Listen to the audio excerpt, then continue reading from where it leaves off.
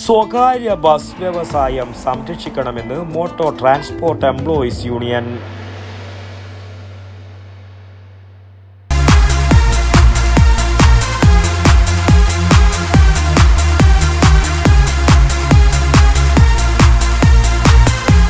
IC moon ice cream, a Janata Charitable Society product.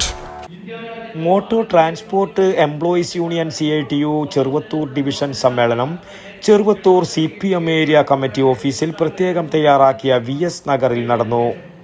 CITU ജില്ലാ secretary Girikrishnan സമ്മേളനം ഉദ്ഘാടനം ചെയ്തു.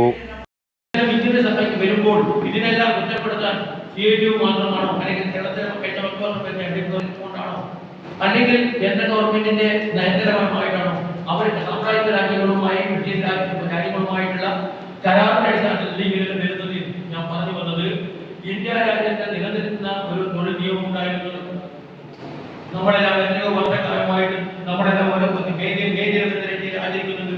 8 മണിക്കൂർ വിനോദം, 2 മണിക്കൂർ വിശ്രമം എന്ന രീതിയിൽ അത് തൊഴിലാളി ദിനമായിട്ട് നമ്മൾ ആചരിക്കാൻ തുടങ്ങി. ആ തൊഴിലാളി ദിനം അല്ലെങ്കിൽ തൊഴിലാളി ദിനം എന്ന രീതിയിലേക്ക് നമ്മൾ ആചരിക്കുന്നു. ജൂലൈ 12 കാസർഗോഡ് ചെർക്കളയിൽ വെച്ചാണ് മോട്ടോർ ട്രാൻസ്പോർട്ട് എംപ്ലോയീസ് യൂണിയന്റെ കാസർഗോഡ് ജില്ലാ സമ്മേളനം നടക്കുക. UDF സർക്കാർ നടപ്പിലാക്കിയ സ്ത്രീ സൗജന്യ യാത്രാ പദ്ധതി മൂലം തകർച്ചയിൽ നിന്ന് തകർച്ചയിലേക്ക് കൂപ്പുകുത്തുന്ന സ്വകാര്യ ബസ് വ്യവസായം സംരക്ഷിക്കണമെന്ന് സമ്മേളനം പ്രമേയത്തിലൂടെ ആവശ്യപ്പെട്ടു. പ്രദീപ് സ്വാഗതവും ശ്യാംലാൽ P അധ്യക്ഷതയും വഹിച്ച ചടങ്ങിൽ രാജൻ രക്തസാക്ഷി പ്രമേയവും ഉണ്ണികൃഷ്ണൻ PV അനുശോചന പ്രമേയവും പ്രവർത്തന റിപ്പോർട്ട് സെക്രട്ടറി പ്രദീപനും സംഘടനാ റിപ്പോർട്ട് ജില്ലാ സെക്രട്ടറി ഗിരികൃഷ്ണനും അവതരിപ്പിച്ചു. ഫെഡറേഷൻ സംസ്ഥാന കമ്മിറ്റി അംഗം പ്രഭാകരൻ, CITU ഏരിയ ഭാരവാഹി മോഹനൻ എന്നിവർ സംസാരിച്ചു.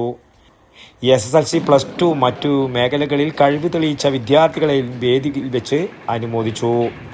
News bureau, Cheruvathur.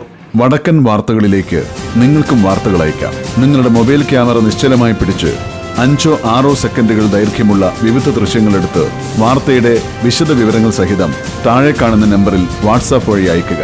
ചരമ വാർത്തകൾ ഫോട്ടോ സഹിതം അയക്കുക.